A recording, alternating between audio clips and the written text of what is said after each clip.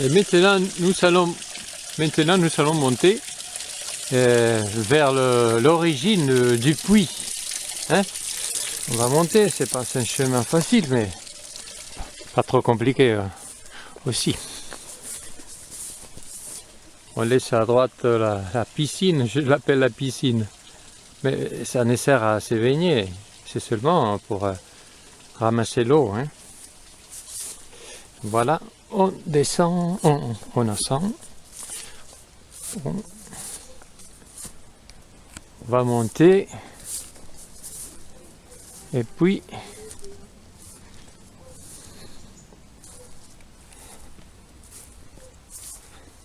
on va chercher le puits. Hein? C'est comme la piscine de Siloé.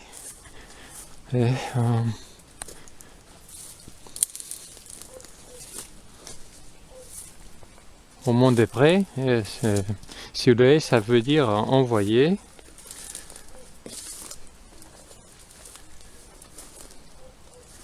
Il y a un chemin, un petit chemin, mais il n'est pas fréquenté par personne, pardon. Et voilà, vous savez, vous voyez, il y a une petite fleuve, très petite.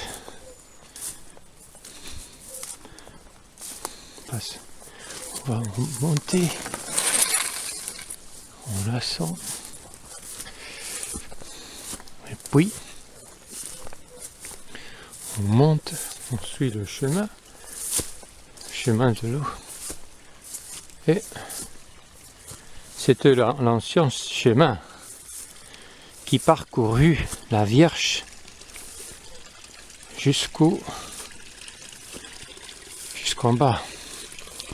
Parce que la piscine, c'est postérieur, c'est un ordonnement de la Vierge Marie qui dit qu'il faut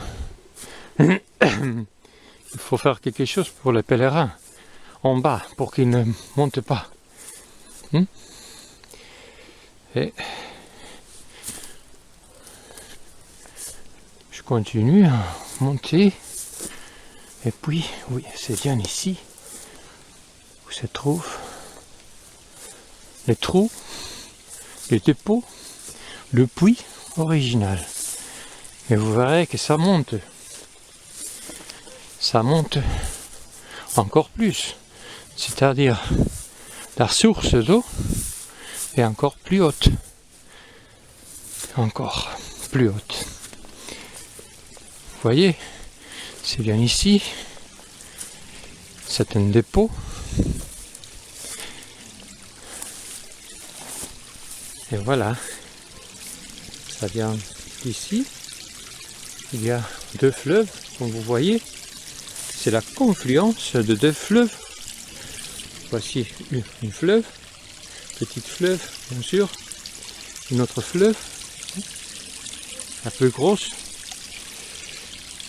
Mais je dirais qu'il est composé par plusieurs de sources d'eau. Alors, c'est bien ici que j'ai baigné les rosières, les dernières rosières, ici, in situs. Et pour protéger, c'est la maison. C'était une petite maison pour que personne ne puisse d'amener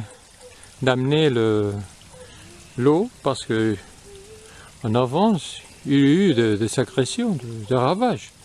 Même on disait que on avait sougé l'eau, voilà, tout ça. On avait mis des animaux morts, voilà, c'est ça. Et puis, pour moi, je crois qu'il y a quelque chose d'important. C'est que ici, pour moi, c'est le lieu, je ne sais pas, je ne suis pas sûr, bien sûr, hein, mais c'est le lieu où vont sortir les sauterelles qui vont venir du centre de la Terre. vous vous rappelez, l'ange de la 5e trompette. C'est un ange qui je vous le raconte maintenant, plus calmement. Mais vous voyez, le lieu c'est très très spécial.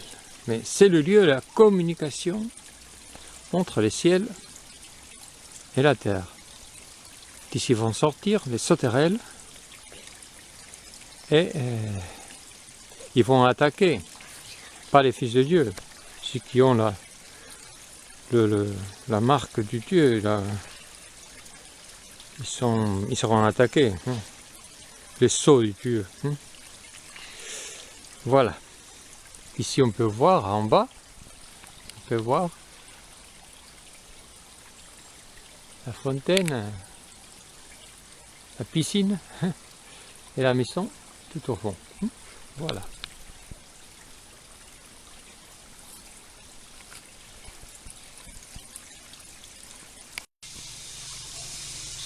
Je puis l'écarter un petit peu et je vais graver.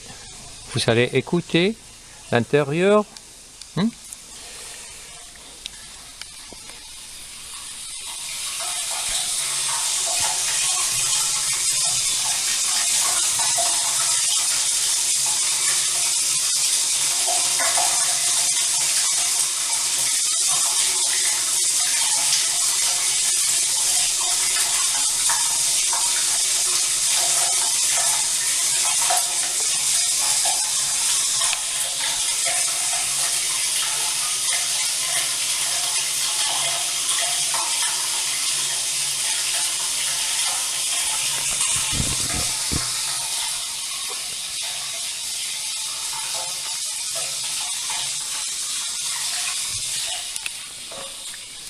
J'ai fini.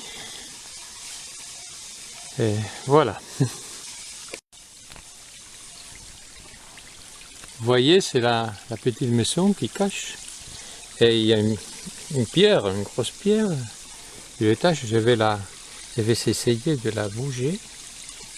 On peut la bouger. Oh là là. Qu'est-ce que nous irons trouver?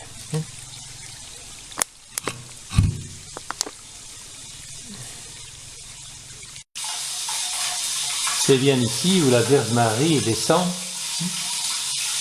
avant d'aller sauver à Félissa. Sauver Félissa. Et elle descend ici. On pourrait dire qu'elle descend aux enfers, au Séol. Elle revient pour aller sauver les vivants, ses fils vivants.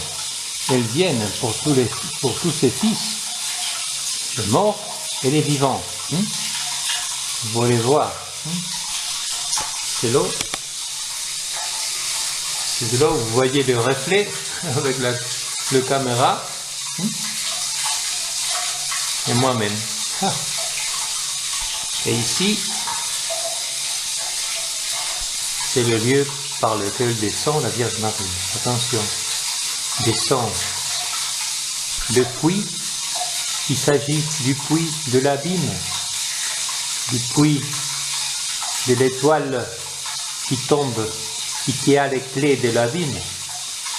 On les saura bientôt parce que s'il est bien ici l'abîme, le puits de l'abîme, c'est à partir d'ici où Umbe sera le protagoniste final de tout ce qui va se passer au monde, pour les vivants et pour les morts, parce que l'Apocalypse, c'est une rencontre des vivants avec les morts, pour la vie éternelle, pour tous, pour que tous vivent la vie éternelle.